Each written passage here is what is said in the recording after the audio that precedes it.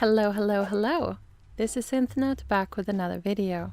This is part 2 of my hardcore survival series with the dark and dangerous mod pack. So if you haven't seen part 1, then there is a link to it in the description. In today's video, I will be setting up my base. I found a nice little area behind the village and I started clearing it out so I could build my house there. I also had to check in on our villagers to make sure that they still had light, otherwise they would soon meet their maker.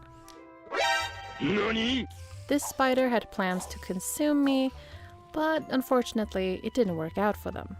I set up my base rather close to the village, behind this little hill thing in front of us here. So it's pretty close, which is useful, since the village is basically at spawn, so that way a compass will always tell me where my base is, which is pretty neat. I found a dark oak forest very close to my base as well, and since dark oak is my favorite wood in Minecraft, I decided to use it for my house. And then this happened. Then my water glitched. A bruh moment, to say the least. So, this is the area where I'll be building my house. Time to fence off this beach. Some sand for the glass, for the windows. The only problem is that I didn't know what I was doing here. I just wanted a simple, rustic base to use as shelter and storage. I wasn't trying to build a freaking Taj Mahal. Still, I had no idea what to build.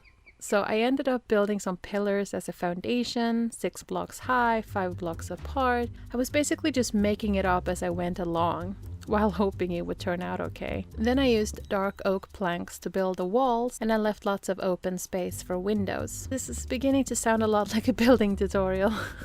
I'm sorry. I promise that there will be more action very soon when hits the fan. During Blood Moon. Yes, Blood Moon. Scary. This is probably the ugliest house I've ever built or seen. I typically prefer black glass panes as windows, but since I had no dye, I had to settle for the regular ones, and it didn't feel good. Remember what I told you about torches in the last episode? That I used the realistic torches mod, so you need to light them and they will burn out after a while. And if it gets pitch black, you instantly get killed by Gru. So we want to avoid that scenario, okay? Then I had to dig out the floor in my house. My plan was to use birch as floor to get some contrast with the dark wood. Unfortunately though, I lost track of time and it started getting dark. And for some reason, I had not prioritized building a roof, which was dumb. And there's a plane outside.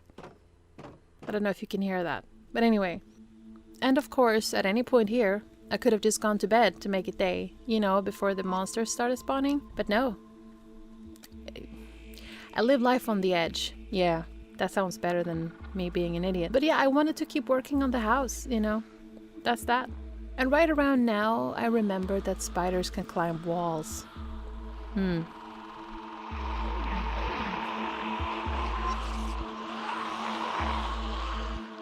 Having a roof would be really useful right around now.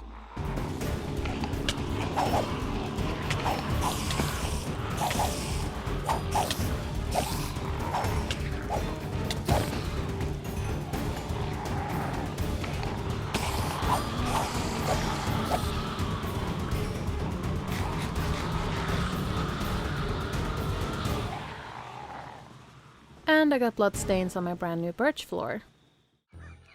I decided to block myself in so I could go on YouTube while I waited for the night to pass. Surely I'm not the only one who does that.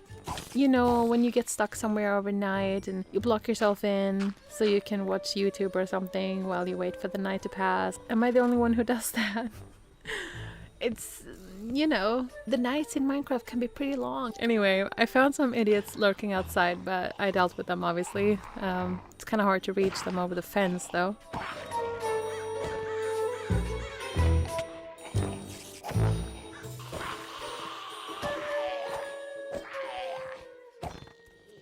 I found some clay, which is good because, you know, I want to be able to have some flower pots, and you also need clay to craft the things you need for permanent torches, I think. So yeah, this was good. Some skeletons had given me their bones as a gift. It was a gift. And I had seen some dogs up on this hill earlier, so I wasn't expecting 1 dog per bone though, but they got instantly tamed, which is pretty weird. But it's cool how there were exactly 4 dogs when I had 4 bones. I then brought the doggies home with me, and once I get name tags, I will name them. So feel free to drop some name suggestions in the comments if you have any.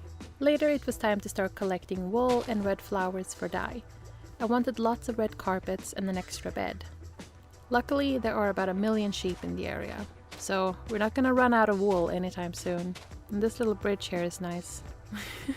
I'm thinking of building an actual bridge there soon, like eventually. Something bothers me about this. The red color just doesn't feel quite right. But I mean, I had already collected the flowers and now I just kind of had to commit to my plan.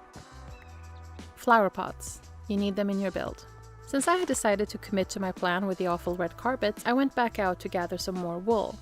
However, while I was out, I discovered another village really close to my base that I have missed for some reason. I don't know how, but I had. And it looked bigger than the other village too.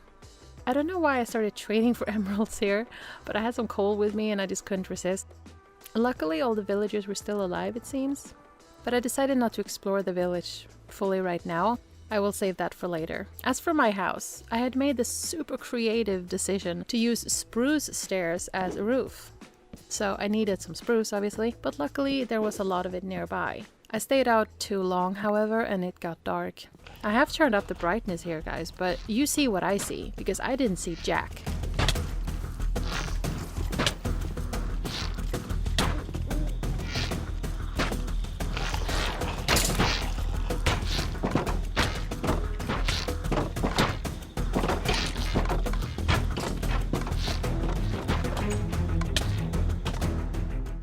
This was the view from my window. They kind of remind me of the early days of, you know, the virus, when people were searching for toilet paper, you know? But the next day it was time to finally build that roof. It was pretty straightforward. The only problem was that there was this witch circulating the house. And well, she got me. Stupid magic. But thankfully I recovered, so it's all good. So I continued building the roof when, well, I didn't even have a roof yet. Well, desperate times call for desperate measures. I was running out of time though, and I was freaking out a bit, so the improvised dirt roof turned out a bit weird. So what's the deal with the blood moon, I hear you asking? Well, I'll be quiet and simply let you see for yourself.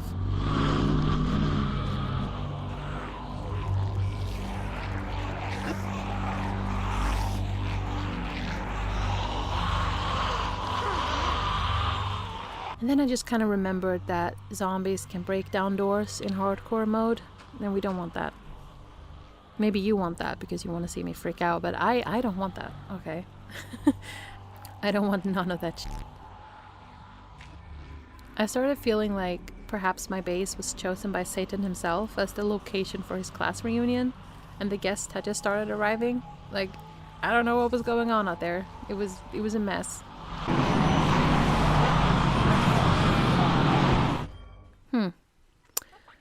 A weeping angel. Or weeping Steve, rather. See how it's trying to get to me when my back is turned? Yeah, well, no. Later on, I continued working on the roof, and I finally finished it.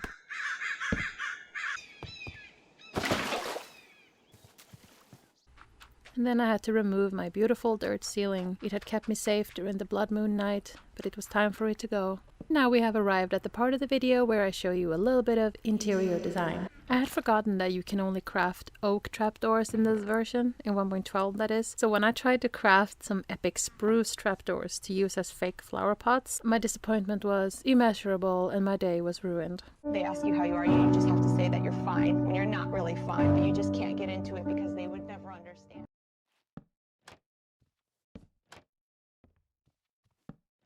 Back to the building tutorial thing. Okay, so I feel like adding these wooden beams, I think they're called beams in English, right? Adding these wooden beams to a rustic house like this, it just really makes a difference, don't you think? It just makes it feel more, I don't know, I just like it.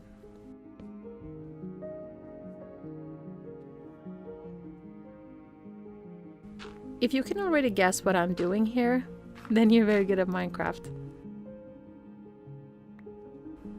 Were you right? Let me know in the comments. Collecting some leaves for the garden. And look at this genius. Just standing there burning even if there's water literally right there. I mean, okay, sure. We have now moved on to landscaping. Please ignore the puddle of blood seen on the lawn. We will proceed to place some bushes underneath the windows and beside the front door. This will help to disguise the ugly house facade and create an illusion that this is in fact a good build. There appears to be a small ghost child laughing continuously somewhere close by, and it's kind of freaking me out. And here we will make a little path leading up to the house using a shovel.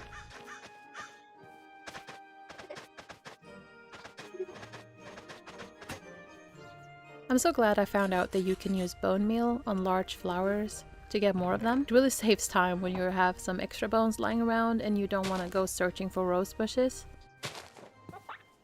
I decided the house should have a basement, in which I could build a storage room and potentially an enchantment room. I'm also considering setting up a new mine here, with a tunnel going down, but I might save that for when I get permanent torches, so I won't need to constantly go and light them up. I will need to get a bunch of glowstone dust to make permanent torches, but I'll get that when we go to the Nether in the next episode of this series. That's right, we're going to make a little trip to the Nether in the next part. And of course, one good thing about basement storage in Minecraft, in my opinion, is that you can easily expand it if needed. Like, you can just make the room bigger and without having to like tear down anything, or you can just make it bigger. But I don't typically save many items though. Like, once I'm done building my base, I typically get rid of a lot of stuff. Like, you know, like the materials that you can get easily, like stone and wood. I typically get rid of a lot of it because I don't like having, you know, a million chests just full of stuff. So I try to, I guess I'm a bit of a minimalist when it comes to Minecraft storage. I don't know. But I usually just hold on to stuff that are more rare or things that are annoying to get. So how do you store your items usually? Do you also build a basement, or do you keep the chests inside the house? I used to build really massive houses in the past, and then I ended up using just one room, the one with all the chests. I mean, building a big house can still be fun, you know, just for the sake of building, don't get me wrong. But in this particular challenge, I decided to keep it simple. So in here, I'll probably build an enchantment room, or possibly a tunnel down to a mine. We'll see. The next day I decided to replace my front door with an iron door, because zombies can't break down an iron door. Are you sure about that? However, there was a surprise waiting for me during the next blood moon, which you will see. I decided to put one iron door downstairs as well, since why not, you know? So I want to grow wheat and potatoes, so I decided to build a little greenhouse. And for some reason, I decided to build it with very annoying material, stone bricks. In case you didn't know, in order to get stone bricks in survival, you need to smelt cobblestone and then use 4 of those to craft 4 stone bricks.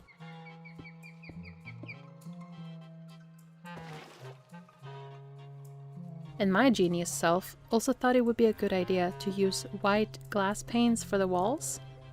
A decision I now regret when I realize just how ugly it turned out to be in this build. But you know, maybe I'll change it later. Smelting all that cobblestone took its sweet time, so I went fishing while I waited. I was hoping I'd catch some name tags or something, but nope. But ugly or not, the greenhouse would soon be finished and I could finally plant some wheat seeds and potatoes.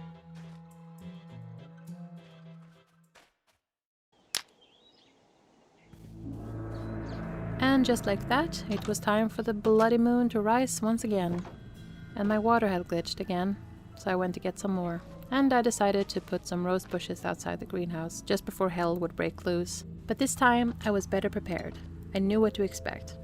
First, I made sure that all the torches were lit around the house, because we don't want a gazillion zombies to spawn in my bedroom, okay? I also made sure that my dogs were safe and seated. And then it began.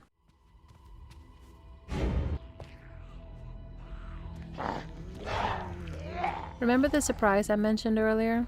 Well, look at the front door.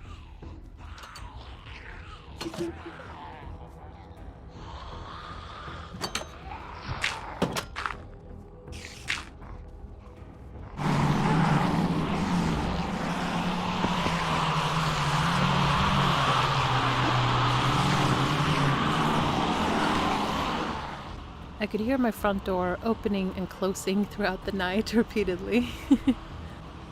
There were so many spiders though. I kind of felt like Radagast in The Hobbit, you know, with all the spiders crawling on my house. I think I will actually need to dig an escape tunnel to use for emergencies like these so I can get out again.